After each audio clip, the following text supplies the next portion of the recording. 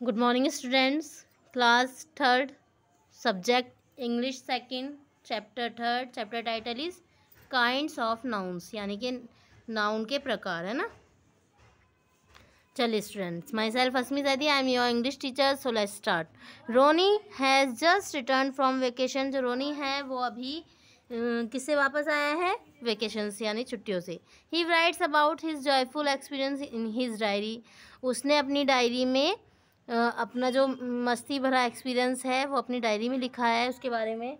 चलिए पढ़ते हैं हम उससे पहले। Dear diary, period diary, I am too excited to share my happiness with you. मैं बहुत ज़्यादा उत्साहित हूँ अपनी खुशियों को तुम्हारे साथ बांटने के लिए। We are back from our week long vacation in Rishikesh.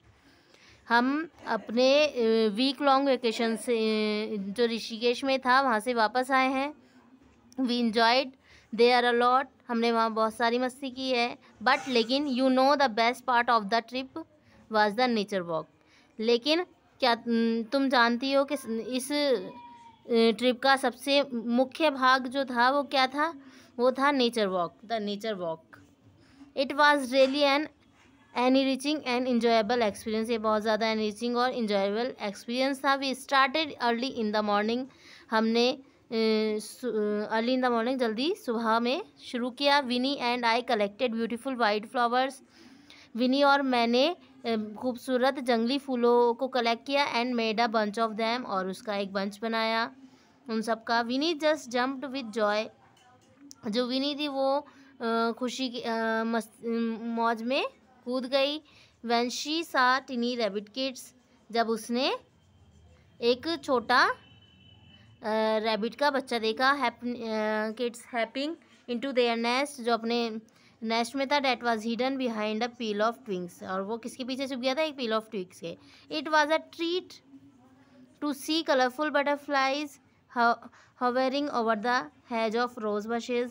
मतलब फूलों रोज बशेज के पीछे जो था बटरफ्लाइज थी बहुत सारी खूबसूरत रंगीन। We see clump of fruits tree. हमने क्लम्प ऑफ फ्रूट्स ट्री देखा। In the orchard on our way, अपने रास्ते में। इट वाज ऑलमोस्ट नून, वह दोपहरी हो चुकी थी। वी वर टायर्ड, हम थक चुके थे। So we rested on a stock of hay. तो हमने कहाँ रेस्ट किया? ऑन अ स्टॉक ऑफ रे, यानी कि स्टॉक ऑफ रे पे फॉर सम टाइम, कुछ समय के लिए। बिफोर कमिंग, आने से पहले। इट वाज जस्ट फन, वह बहुत ज़्यादा मस्ती भरा था। Can you identify the naming words in the about text. क्या आपने आइडेंटिफाई किया नेमिंग वर्ड्स को, जो अब आपने टेक्स्ट डायरी में जो टेक्स्ट पढ़ा है? चलिए हम बताते हैं क्या क्या था। Happiness, vacation, Winnie, Rishikesh, trip, white flowers, bunch joy, rabbit, nest, peel of twigs, butterflies, bushes, clump of fruits tree, orchard, stock of hay, fun, all are nouns of different kinds. ये सब क्या है? ये सभी नाउन्स हैं अलग अलग प्रकार के। चलिए, in list the nouns in correct columns.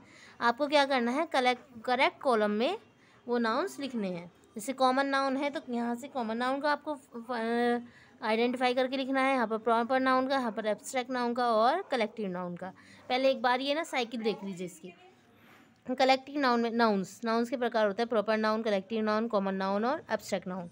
अब इनमें जो यूज़ होता है, जैसे कलेक्टिव नाउन है class, jury, mob, little bunch, etc. ये सब क्या है? कलेक्टिव नाउन्स है। कॉमन नाउन्स में क्या होता है? Boy, girl, fish, school, ball, etc, जो हम नॉर्मली लेते हैं names. Okay. Abstract noun, joy, anger, truth, sadness, etc. इसमें अपनी फीलिंग्स को हमें बताना है। प्रॉपर नाउन्स में Sam, red, fort, new York, Sunday, etc. मतलब ये सब क्या है? इनके नेम्स हैं। चलिए, यू ऑलरेडी नो, आप पहले से ही जानते हैं। Common nouns are general names for person. जो कॉमन नाउन्स होते हैं वो सामान्य नाम होते हैं लोगों के, जगहों के और चीज़ों के। Proper nouns are special names for a person और प्लेस। जो प्रॉपर नाउन्स होते हैं वो स्पेशल नेम होते हैं किसी व्यक्ति और जगह के। Abstract nouns are feeling. जो एब्स्ट्रैक्ट नाउन है वो फीलिंग्स हैं। वी कांट सी और टच दैम, हम उन्हें देख और छू नहीं सकते। We can only feel them, हम उन्हें सिर्फ महसूस कर सकते हैं। Example, honest is the best policy. Mahatma Gandhi always spoke truth. We feel happiness to see beautiful things. यहाँ पर क्या है कि हम ये अपनी फीलिंग्स बता रहे हैं, हम इन्हें छू नहीं सकते। यहाँ देखिए students, collective nouns are names for groups of people. जो कलेक्टिव नाउन है वो क्या है, वो नेम्स है किसका, ग्रुप्स का, जो लोगों का ग्रुप है, एनिमल्स का और थिंग्स का। Example pride of lions, litter of puppies, bucket of flowers, ये सभी क्या हैं, ग्रुप्स हैं। ओके, यहाँ पर आपको इसी तरह से ये मैच द कॉलम्स दिए गए हैं। मैच द कॉलम्स में भी ये टीम ऑफ प्लेयर्स, इसी तरह से आपको सब क्या करना है, इनको मैच कर देना है, अपनी नोटबुक में करना है स्टूडेंट्स। ओके, ये देखिए possessive nouns are used to show possession. जो पॉजेसिव नाउन्स होते हैं वो क्या शो करते हैं, पोजेशन शो करते हैं। The rabbit's ears are pink. जो रैबिट के कान हैं वो पिंक हैं। The word rabbit's is the possessive noun. जो रैबिट्स है वो पॉजेसिव नाउन है। It show that the ear belongs to the rabbit, मतलब यह शो कर रहा है कि यह कान रैबिट के हैं। We add S to make a singular noun possession, मतलब किसी एक व्यक्ति के साथ जब यूज़ होता है तो उसके लिए हम इसे यूज़ करते हैं। फॉर एग्जांपल बॉयज़ यानी कि बॉय का, गर्ल्स लड़की का, चाइल्ड्स लड़के बच्चों का, स्टूडेंट्स विद्यार्थी का, टीचर अध्यापक का, ETC। Okay, we add S at the end of a plural noun that does not end with an S. For example जैसे चिल्ड्रंस, ऑक्जेंस, ETC, इन सब में भी हम इन्हें यूज़ कर सकते हैं। We add only the apostrophe at the end of a plural noun that ends with an s, for example stars। जब हम लिखते हैं plural nouns के बाद तो हम इस तरह से भी उनका यूज़, apostrophe का यूज़ ऐसे भी कर सकते हैं, stars, cows, kites, boys, teachers, etc। when two names are joined by and, जब दो नाम आपस में जुड़ते हैं by and यानी कि और के द्वारा, put an s, तो s लगाओ after the second name only, दूसरे नाम के बाद। ओके, फॉर एग्जाम्पल देखिए, Sara and Riyaz house is very big.